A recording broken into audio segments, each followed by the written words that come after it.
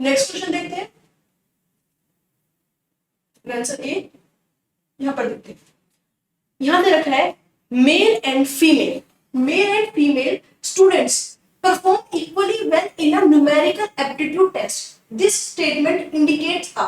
ठीक है, क्या दे रखा है यहां पर? एक चीज रखी है कि जो मेल और फीमेल होते हैं, जो स्टूडेंट्स होते हैं, वो इक्वली परफॉर्म करते हैं न्यूमेरिकल एप्टीट्यूड टेस्ट। जब भी कोई न्यूमेरिकल चीज होती है, कोई टेस्ट होता है, तो मेल और फीमेल दोनों ही इक्वली टेस्ट करते हैं। दिस स्टेटमेंट इंडिकेट्स, ये कैसे स्टेटमेंट है? स्टैटिकल, रिसर्च, नल, डायरेक्शनल। तो देखिए क्या होता है, स्टैटिकल क्या होती है? जहां पर ना मैथ टाइप की कुछ इक्वेशन आ जाए, मतलब आप कोई इक्वेशन के बारे में पढ़ रहे हो, कोई मैथ से रिलेटेड कोई इक्वेशन आ गई, वो होती है स्टैटिकल हाइपोथेसिस।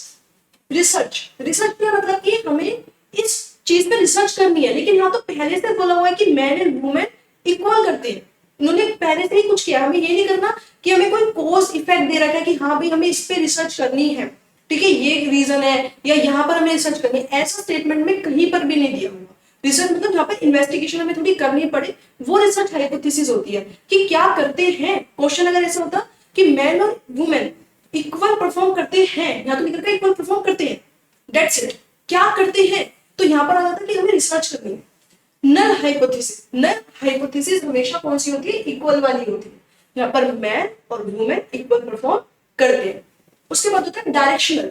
डायरेक्शनल क्या होता है? जहां पर आपको डायरेक्शन दी जाती है। कैसी डायरेक्शन दी जाती है कि भाई आपको ये वर्क करना है, ठीक है, कोई डायरेक्शन देना कि ऐसे आपको रिसर्च करनी है, कुछ डायरेक्शंस दे रहे हैं कि हाँ भाई ये रिसर्च ऐसे ऐसे करनी है। जैसे एक्स पोस्ट फैक्टो रिसर्च होती है कि आफ्टर द कोज, जैसे किसी ने मान लीजिए किसी की डेथ हो गई, उसका पोस्टमार्टम हुआ, उसके बाद हमने पता लगाया कि इसने ये खाया था, इसकी वजह से इसकी डेथ हो गई, मतलब आफ्टर द इंसिडेंट। ठीक है, डायरेक्शनल के लिए हमें कुछ चीजें मिलेगी, तो डायरेक्शन जहां पर हमें डायरेक्शन मिलती है वो डायरेक्शन रिसर्च होती है हमारी, डायरेक्शनल हाइपोथेसिस होती है हमारी। ठीक है, तो यहाँ पर इक्वल वर्ड था, इक्वली वर्ड आ गया, तो यहां से हम देख लेंगे हमारी हाइपोथेसिस कौन सी है। कौन सी हाइपोथेसिस है? Null hypothesis. Okay, next question देखते हैं। राइट आंसर हमारा सी था। उसके बाद नल हाइपोथेसिस होती क्या है, यहाँ पर हमने देख लिया। Null hypothesis is a form of hypothesis that is deemed true until proven wrong based on experiment data। ठीक है, अभी तो हम क्या मानेंगे कि ये ट्रू है, ये सच है, डीम टू बी ट्रू, माना गया कि ट्रू है। ठीक है, अब देखते हैं नेक्स्ट क्वेश्चन।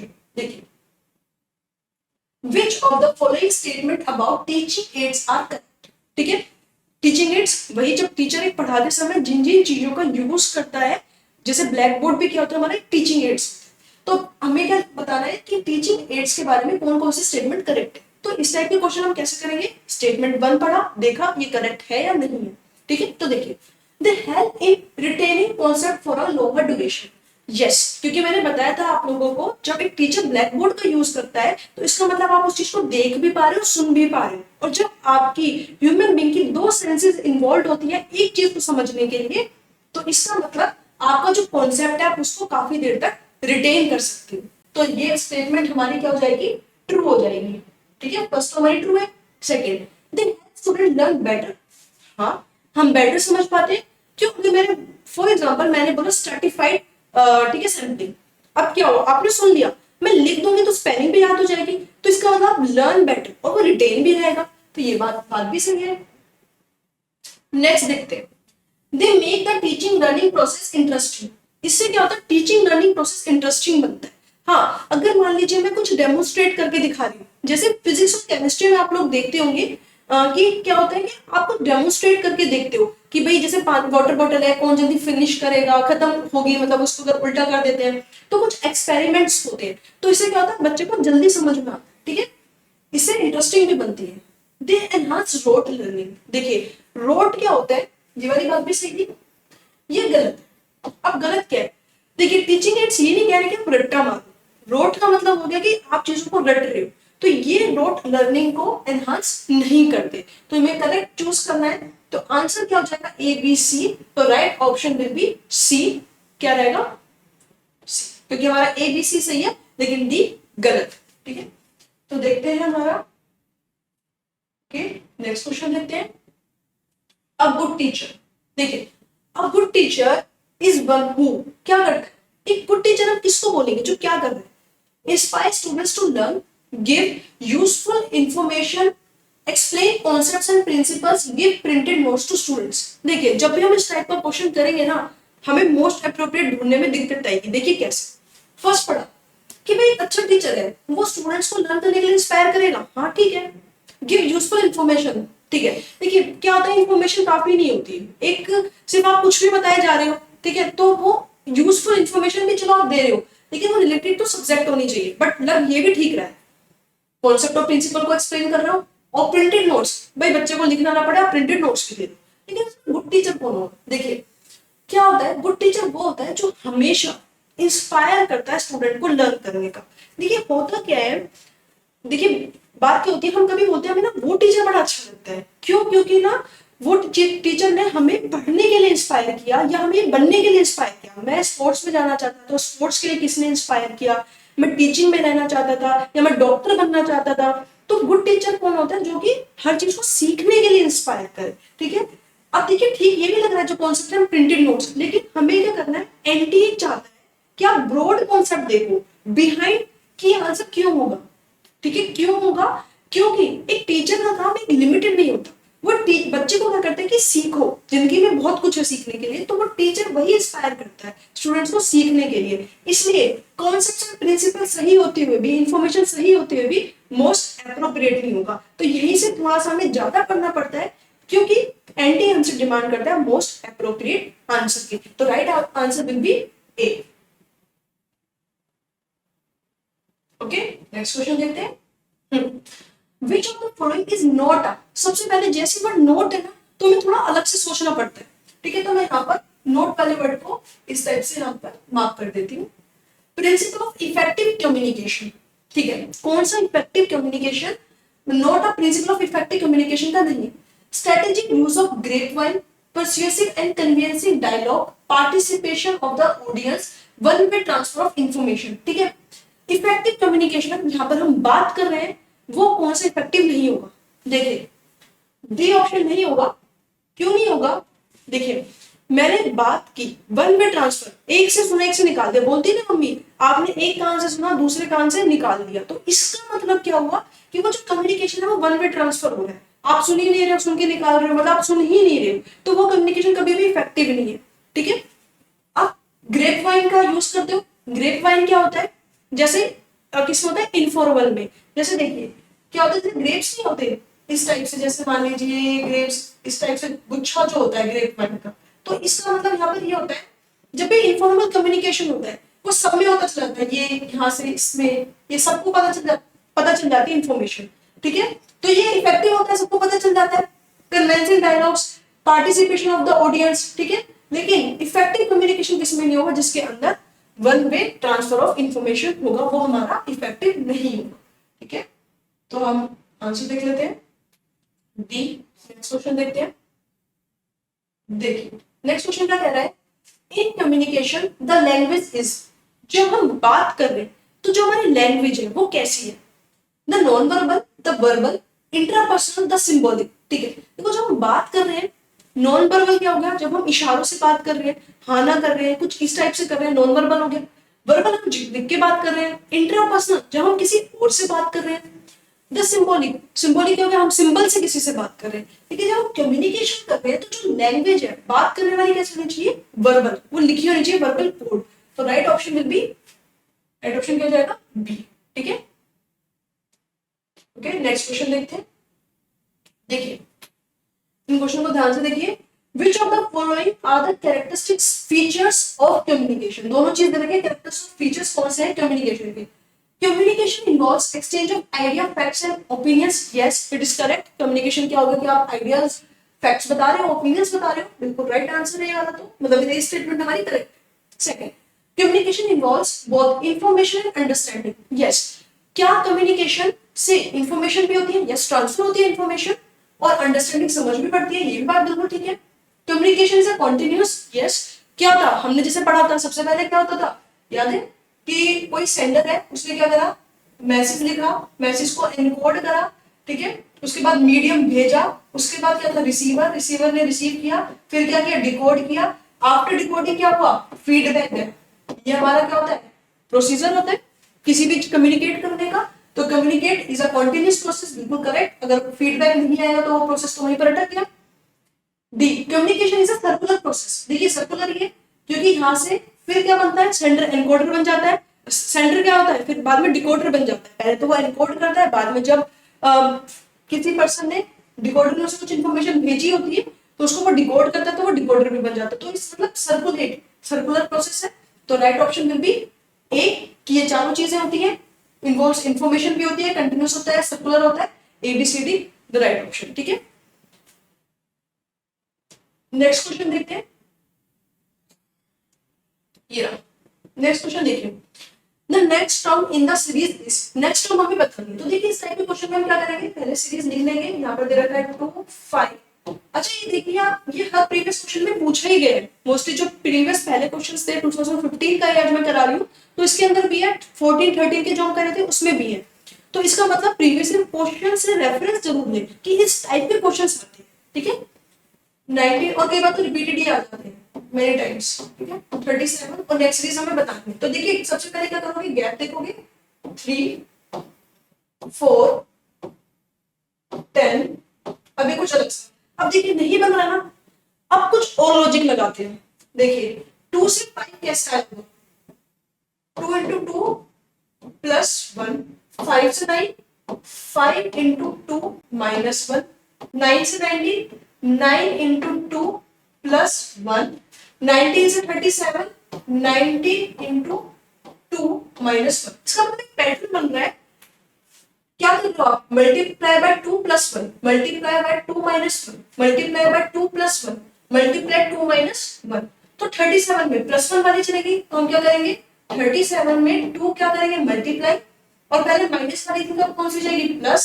तो यहाँ पर कितना हो जाएगा, 74 plus 1 equals to 75। तो right option will be 75, option C. ठीक है, नेक्स्ट देखते हैं, नेक्स्ट देखते हैं 18 क्वेश्चन है। One day Prakash left home and walk 10 kilometre towards south. ठीक है, हम यहाँ से स्टार्ट करते हैं। देखिए आप लोगों को ये होगा कि ये नॉर्थ होता है, यहाँ पर हम लिख लेते हैं, जैसे देखिए ये नॉर्थ है, ये साउथ है, यहाँ से प्रकाश। ठीक है, यहाँ से हमने प्रकाश ले लिया, लेफ्ट होम उसने घर छोड़ दिया भाई, walk 10 kilometre towards south, south की साइड जाता है, 10 किलोमीटर वॉक करता है। ठीक है, 10 किलोमीटर हमने लिख दिया, कर ले भी वॉक, अच्छी बात है।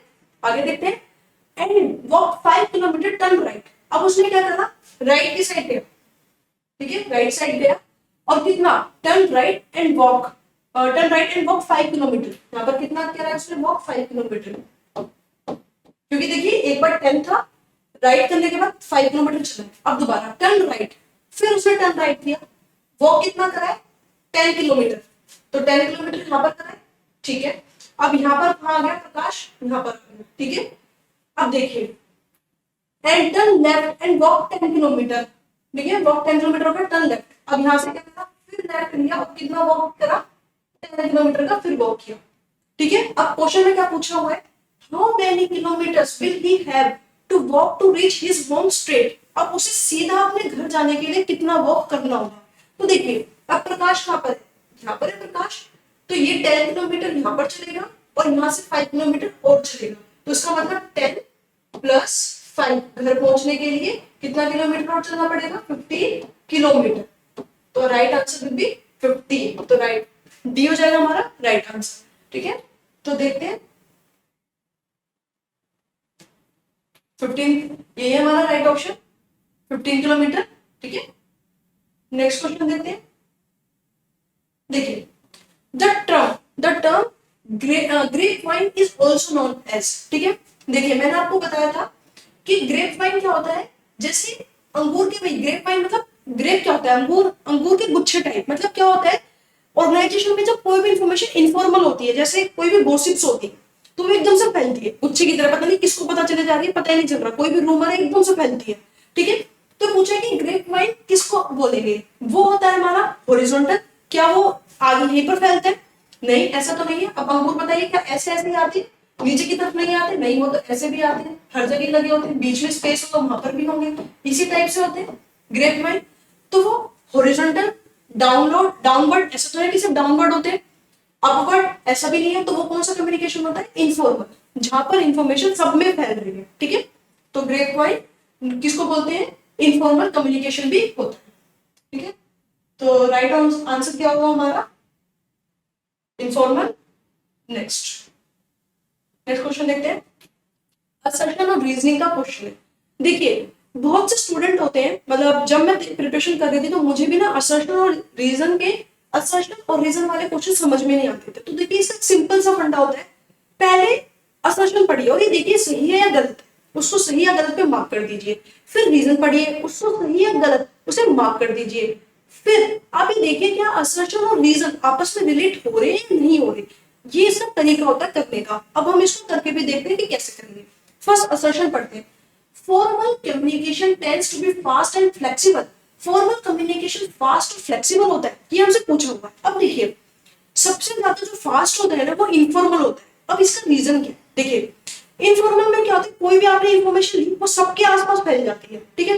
मतलब कोई भी रूमर है एकदम से फैलता है, तो ये इतना फास्ट नहीं होता जितना इनफॉर्मल होता है। तो भाई हमें ये पता चला ये तो ना गलत बात है, तो हमने इसको क्या कर दिया? कट कर दिया। रीजन पढ़ा, formal communication is a systematic and orderly flow of information. ये बात तो बिल्कुल सही है भाई, सिस्टमैटिक होता है। कैसे?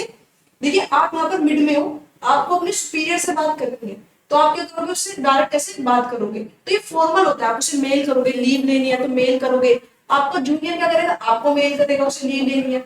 तो ये क्या होता है आपका?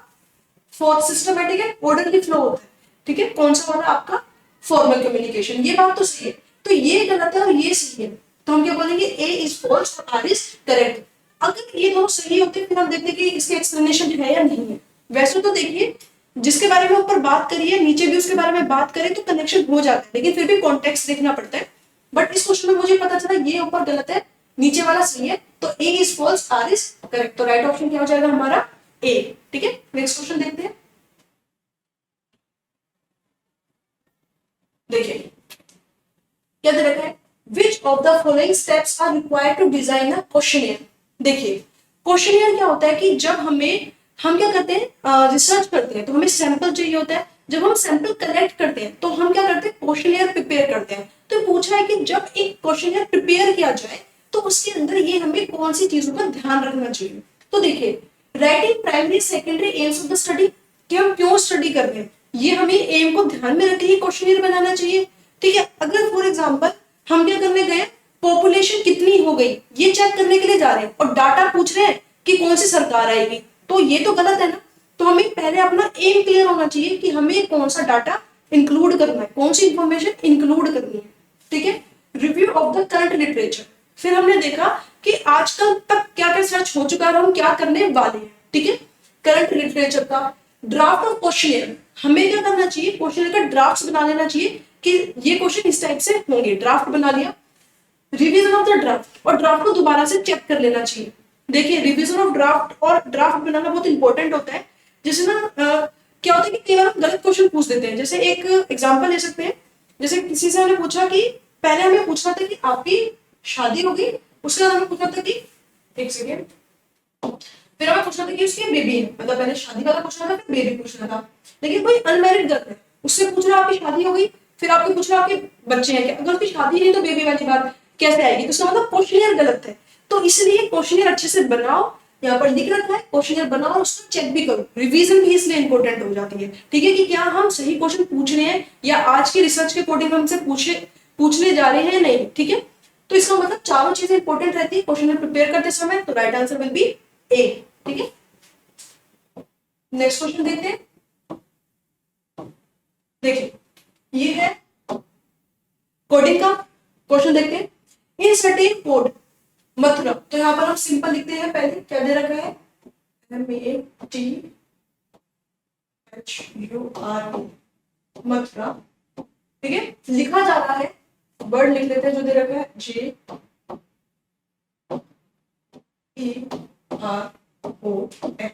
ठीक है।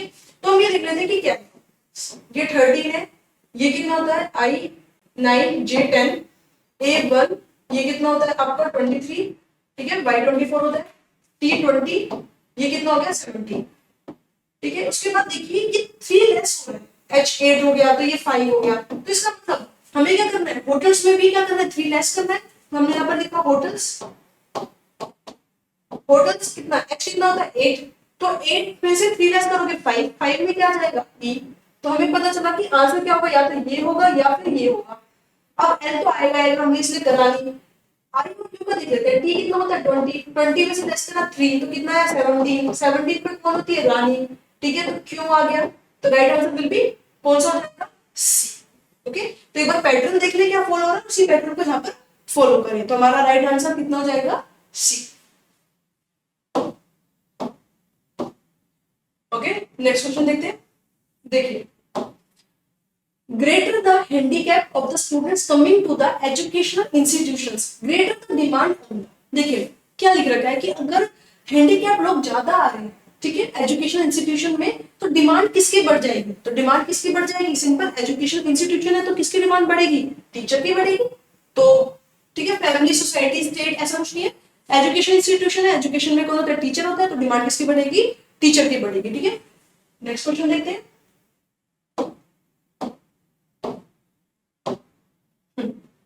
देखिए, what are the characteristics of continuous and comprehensive evaluation, ठीक है, कंटिन्यूस क्या होता है, लगातार चलने वाला इवेल्युएशन, कंप्रीहेंसिव क्या हो गया कि हमने उसकी मेमोरी, उसका फिजिकल, वो कितना प्रोग्रेस कर रहा है ये चेक कर रहे हैं, वो भी कंटिन्यूसली, तो वो क्या होगा continuously and comprehensive evaluation.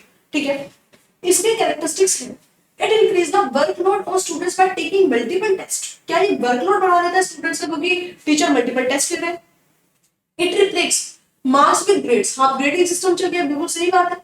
It evaluates every aspect of the student, हमने अभी बोला कि वो मेंटली भी देख रहा है, फिजिकली भी देख रहा है, इमोशनली भी देख रहा है और कंटिन्यूअसली देख रहे हैं, तो ये क्या हो गया, एवरी एस्पेक्ट हो गया।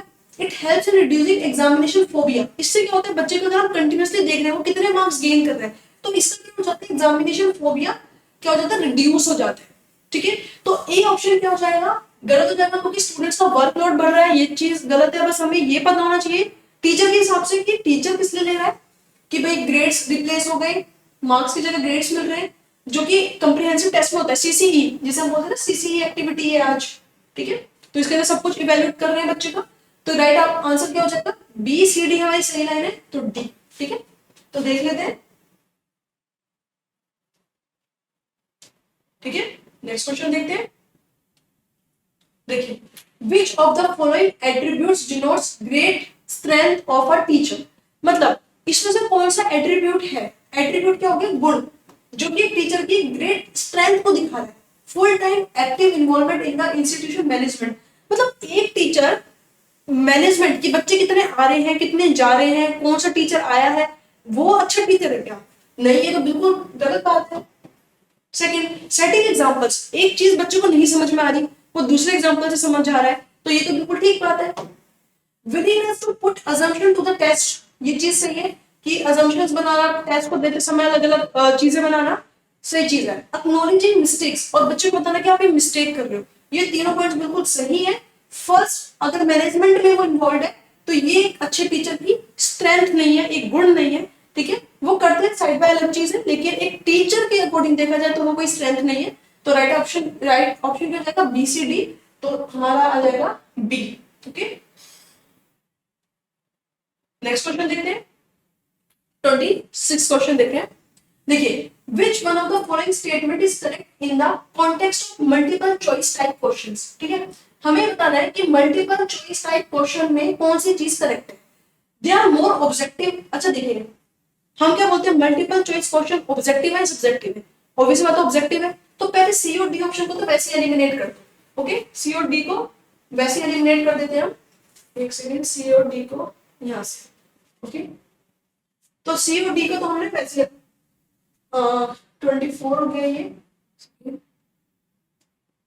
हाँ 25 26 दे देते। ओके, ठीक है, देखिए मोर सब्जेक्टिव, सब्जेक्टिव वाले पॉइंट्स हमने हटा दिए क्योंकि एमसीक्यू है तो वो क्या होगा, ऑब्जेक्टिव होगा, तो पूछा होगा कि वो मोर ऑब्जेक्टिव होता है या लेस ऑब्जेक्टिव होता है, ये हमसे पूछा होगा।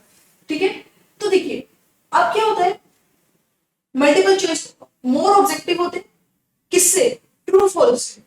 ठीक है, मोर ऑब्जेक्टिव होते हैं ट्रू फॉल्स। देखिए रीजन क्या है, ट्रू फॉल्स में आप बताते हो ये सही है गलत है, लेकिन ऑब्जेक्टिव टाइप में वो आपसे अदर इन्फॉर्मेशन की भी नॉलेज होना चाहिए, तभी आप ऑब्जेक्टिव टाइप क्वेश्चन ठीक कर पाओगे। तो इसका मतलब ये मोर ऑब्जेक्टिव होते हैं एमसीक्यूज। ठीक है, ये हमसे पूछ रहे हैं तो पहले आप क्या करो, एलिमिनेट कर दो, उसके बाद मोर और लेस आ गया। ऐसे टाइप क्वेश्चन से, ऐसे टाइप क्वेश्चन तो सब्जेक्टिव ही होता है, वैसे से टिक मार दो तो राइट ऑप्शन क्या बचा, ए।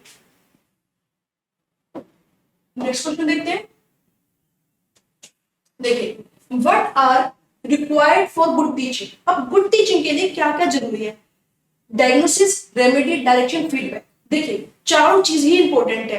क्यों इंपॉर्टेंट है, डायग्नोसिस बच्चे को कहां पर दिक्कत आ रही है, रेमेडी उस चीज का समाधान करना, डायरेक्शन बच्चे को अच्छे से डायरेक्शन दिखाना, और फिर उससे पूछना कि बेटा आपको कैसा चल रहा है, आप कितना कोशिश कर पा रहे हो। तो ये चारों चीजें इंपॉर्टेंट है, तो right option will be A B C D. ठीक है, तो यहां पर हमारा राइट ऑप्शन क्या हो जाएगा, ए। नेक्स्ट क्वेश्चन देखते हैं। Attitudes, action and appearance in the context of classroom communication are considered as। देखिए क्या पूछ रखा है कि आपका एटीट्यूड कैसे, आपकी एक्शन कैसे है, आप दिखते कैसे हो। ठीक है, तो ये कौन सा कम्युनिकेशन हो जाएगा क्लासरूम में, नॉन वर्बल। ठीक है, एक्शंस जैसे देखिए क्या हो गया, अगर हमें सब वर्ड्स के भी नहीं पता चल रहे तो जैसे हमने देखा कि एक्शन, ठीक है, जैसे पिन ड्रॉप साइलेंस, इसका मतलब क्या हुआ, मैंने फिंगर रखी ठीक है लिप्स पे, तो इसका मतलब पिन ड्रॉप साइलेंस। तो ये क्या चीज होगा, एक्शन से, अपीयरेंस से। ठीक है, टीचर गुस्से में दिख रहा है तो ये क्या, नॉन वर्बल, बताया नहीं उसमें गुस्से में, लेकिन उसका अपीयरेंस बता रहा है कि वो गुस्से में, तो ये कौन सा हो जाएगा, नॉन वर्बल। ठीक है, हम देख लेते हैं राइट आंसर क्या होगा, नॉन वर्बल। नेक्स्ट क्वेश्चन देखते हैं। Okay, in a classroom a communicators trust level is determined by. एक क्लासरूम में कम्युनिकेटर का जो ट्रस्ट होता है वो किससे डिटरमाइन किया जाता है।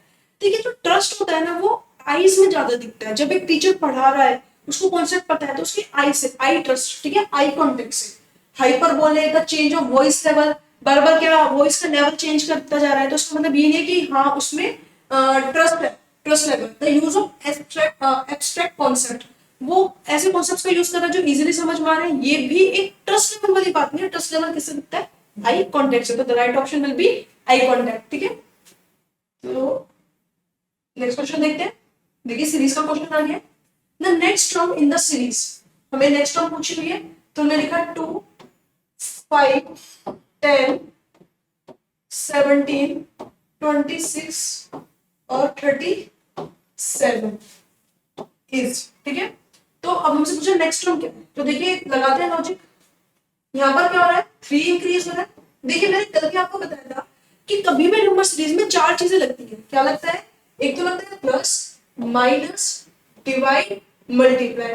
नंबर थोड़ा थोड़ा बढ़ रहा है, कम तो नहीं होगा, तो ये तो नहीं लग रहा होगा। डिवाइड में भी कम होता, ये भी नहीं लग रहा होगा। जब थोड़ा थोड़ा बढ़ता है तो क्या लगता है, प्लस लग रहा है। जब ज्यादा से बढ़ रहा है तो मल्टीप्लाई, तो यहाँ पर हमें प्लस वाली कंडीशन दिख रही है। तो 5 और 10 कितना होगा, +5। यहाँ पर कितना आ गया, 7 + 7, यहाँ पर 9, यहाँ पर कितना हो गया 11। इसका मतलब यहाँ पर कितना ऐड जाएगा, +13।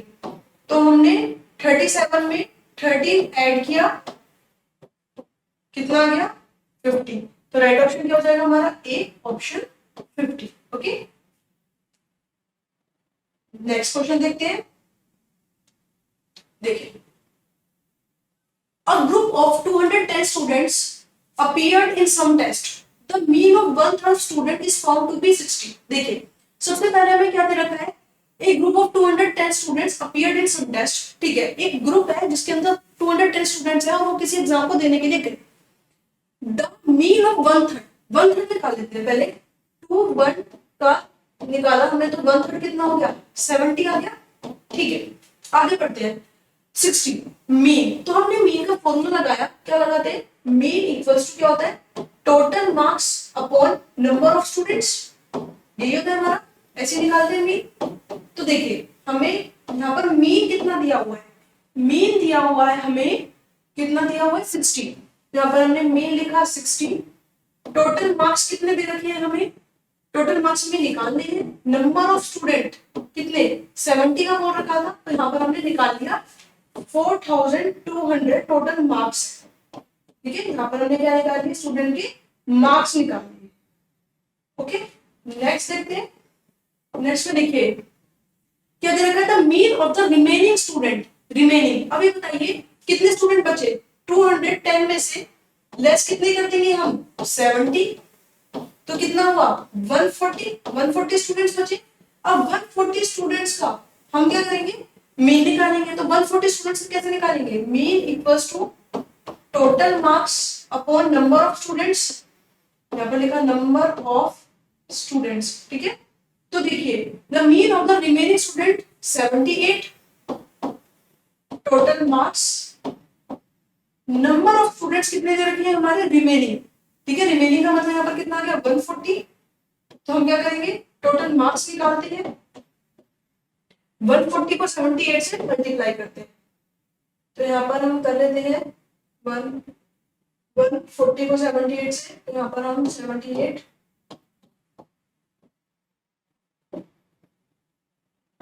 यहाँ पर आ गया आपका 1092 और एक जो जीरो रह रही थी, ठीक है। ये आ गया रिमेनिंग का। अब हमसे पूछा है कि होल ग्रुप का कितना रहेगा, तो हम क्या करेंगे, इन दोनों को ऐड कर देंगे। अब हम इन दोनों का क्या करते हैं, ऐड करते हैं। देखिए ऐड करते हैं 10920 और यहाँ पर 70 स्टूडेंट्स का कितना था 4200, तो यहाँ पर लिखा 15120। अब 15120 का क्या लिखेंगे, 15120 और कितने स्टूडेंट्स है, 210 स्टूडेंट्स, ठीक है। अब हम क्या करेंगे, डिवाइड करेंगे,